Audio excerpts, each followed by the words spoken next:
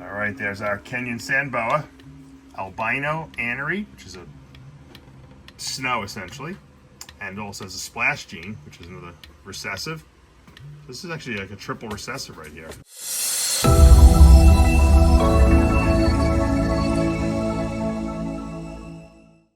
What's up, snake fans? Dave Palumbo here for Muscle Serpents Daily.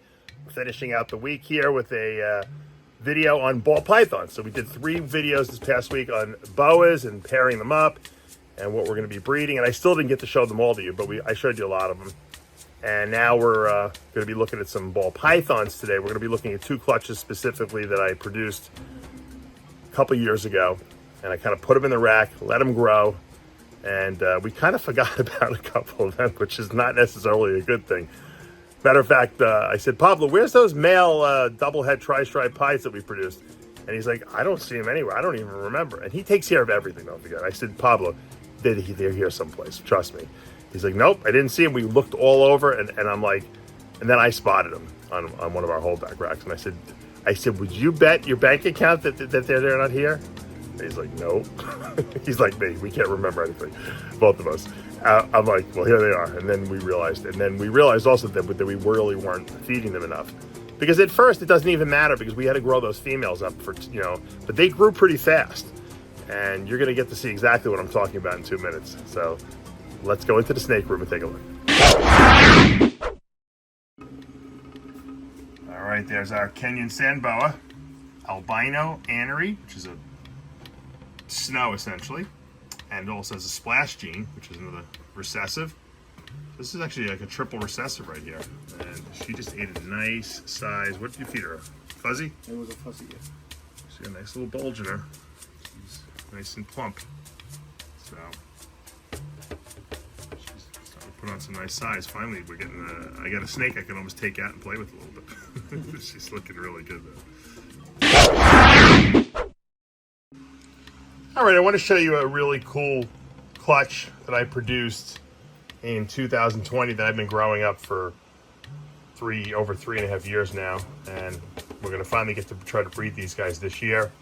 I had had a tri-stripe female that I had bred to some really powerful pied that I had, a banana, orange dream, yellow belly, Enchi pied.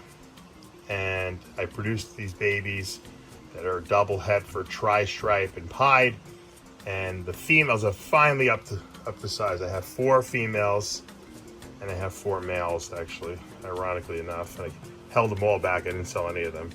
This is an Enchi female I have that I thought could possibly have been Orange Dream. She looks like she's going to bite me, but the fact that she's in the water bowl is a good sign. She's probably ready to breed, but believe it or not, my males are not that big. And like I said, I think Pablo's been putting them on the diet recently. Our males are not as big as I would have liked.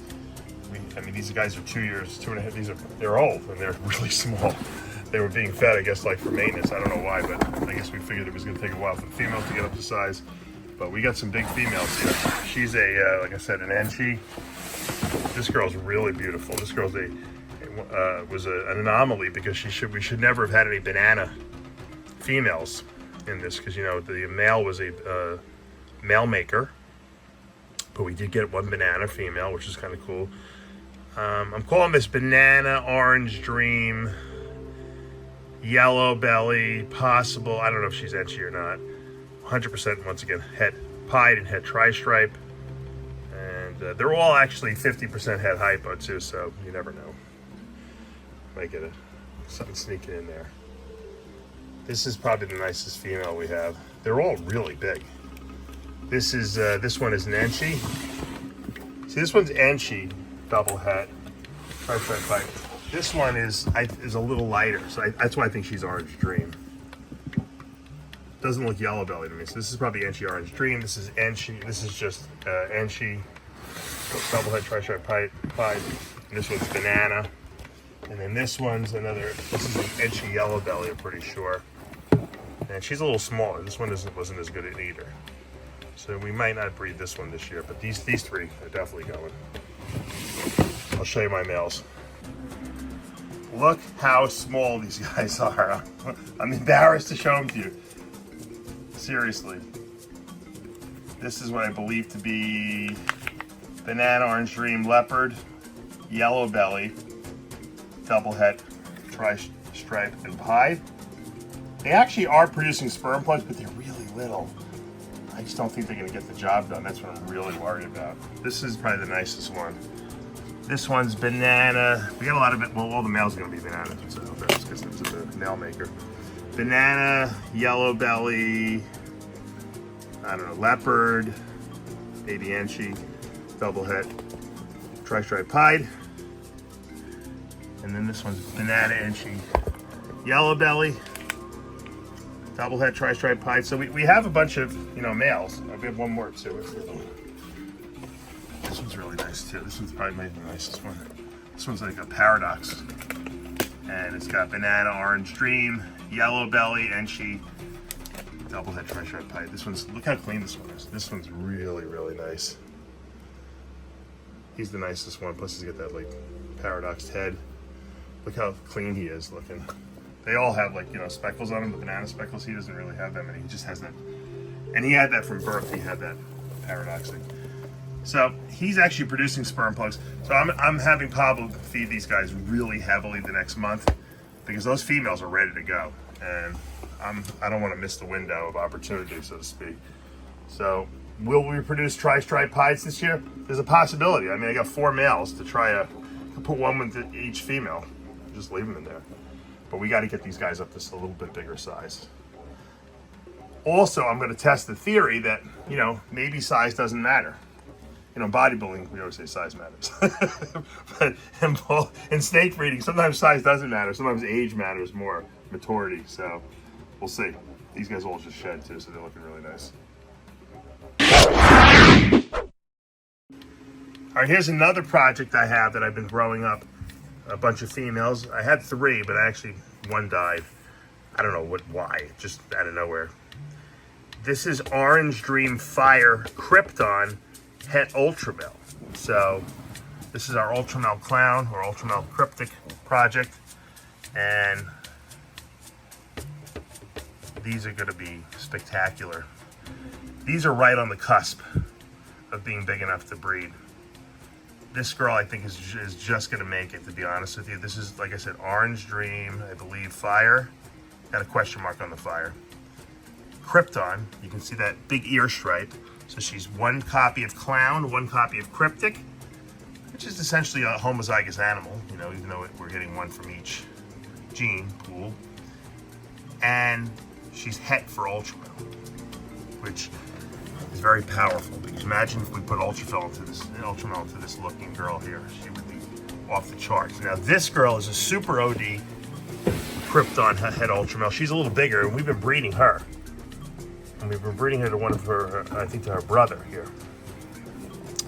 And the brother is, just to confirm, also Super Orange Dream Fire Spider Krypton Het Ultramel. So we bred this all year. I just don't think the girl was big enough, but I think she's definitely going to go before this one, because I think that who knows, there might be some of the blocks that I missed.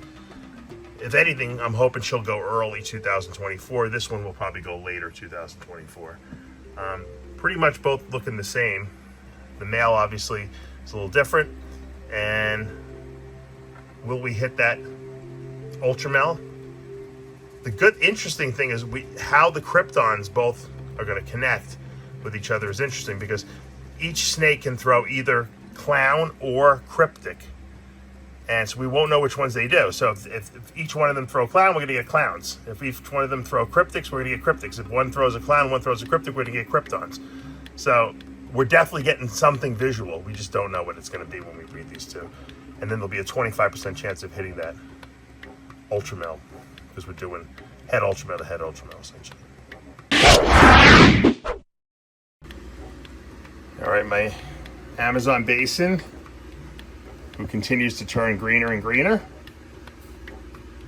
She just downed a mouse, little hopper today. So she's looking nice and beefy. My patternless emerald also down one. She's a little older. Actually, I think he's a little older. So, once again, key with these guys is moisture. Got to keep it moist in here. If you don't keep it moist in here, they don't do well. Ron St. Pierre told me the same thing, and it's like crazy how much they like the wet, the dampness, and the rain, and water droplets and all that stuff. So you got to spray these guys down really regularly. So we'll let these guys digest, and we're gonna go take a look at some really cool ball pythons. All right, guys, that's going to do it for today here at Palumbo's Pythons and Boas. I hope you enjoyed today's video. It's exciting. We produced these double het ball pythons. They kind of look just plain Janes, and, nothing to write home about, nothing really to talk about over the last 2 years with regard to them, because I had to just wait until they were ready to go. And now they're ready, and we're going to be breeding these 2 clutches and hopefully producing some really, really cool stuff. It's so exciting when you can finally get the stuff up to size and get ready to breed, but you have to have a lot of patience. And will I produce anything? Who knows? We may get no eggs, but the fact that I held back both clutches and I have a lot of females that could potentially do it, because sometimes, you strike out with 2 females and 1 female nails it.